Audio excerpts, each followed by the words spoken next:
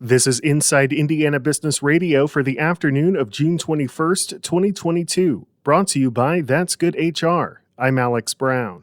Officials behind the $175 million redevelopment of the downtown Indianapolis block that includes City Market say the project helps solve a puzzle that has been around for several years. Department of Metropolitan Development Director Scarlett Andrews says the project will help the market and housing demand. We need more customer base, and we have a clear opportunity to create more density on the block and more mixed use that would kind of drive that activity and drive some real success for the market in the future. The project includes transforming the 20-story Gold building into 350 apartment units. Indianapolis-based logistics company Spot Freight says it will create 400 new jobs. The company says it will add 240 workers in Indianapolis, 85 in Charlotte, North Carolina, and 90 in Tempe, Arizona. That's in addition to the jobs created at its new office in Tampa, which is slated to open this year. Carmel-based life sciences startup Confluence Pharmaceuticals has received a $200,000 investment from IU Ventures. The company is seeking solutions for those afflicted with autism spectrum disorder and Fragile X syndrome and plans to use the funding to advance Phase 2 trials for its Fragile X treatment. Inside Indiana Business Radio On Demand is made possible by the following. With one call to That's Good HR, your hiring challenge is solved. It's that simple. That's Good HR is the secret ingredient to strategic staffing. Have an HR, accounting, administrative, or customer service position to fill? Trust That's Good HR to make a match that's good for everyone, whether temp to hire, or a direct hire placement. For 22 years, That's Good HR has been handpicking employees and employers through a highly personal and authentic approach that delivers long-term results. Visit that'sgoodhr.com.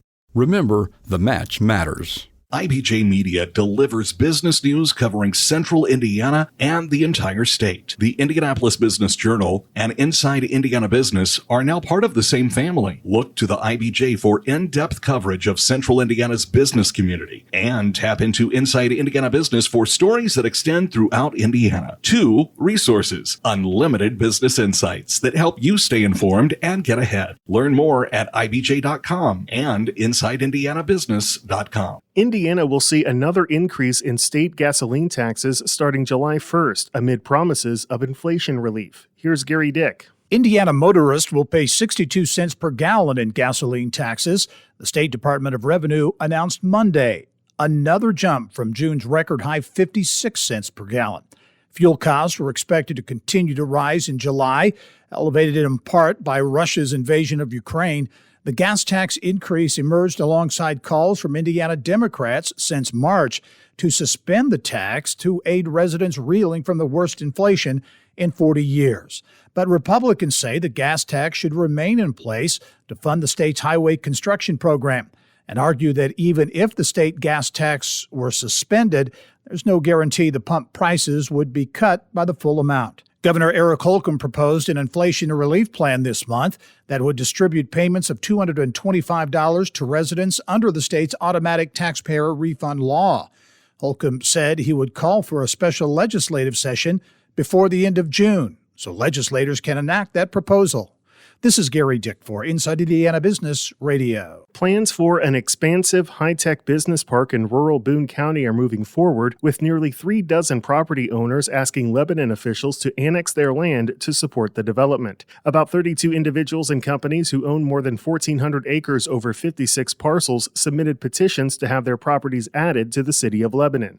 The Lebanon Plan Commission is expected to receive the petitions tonight. The move comes as the Indiana Economic Development Corporation moves forward with its plans for the LEAP Lebanon Innovation and Research District, which is the project in which the land will be included. After decades of talk, the double tracking of the South Shore rail line between Michigan City and Gary is officially underway. The $650 million project will cut the travel time between Michigan City and downtown Chicago by more than 30 minutes. South Shore Line President Mike Noland says that means huge economic opportunity for Northwest Indiana. We are now, because we're bringing down the travel time and offering more trains, are giving our residents here the opportunity to tap into those jobs, 40% higher pay premium on average, and then come back here to Northwest Indiana and spend the money here.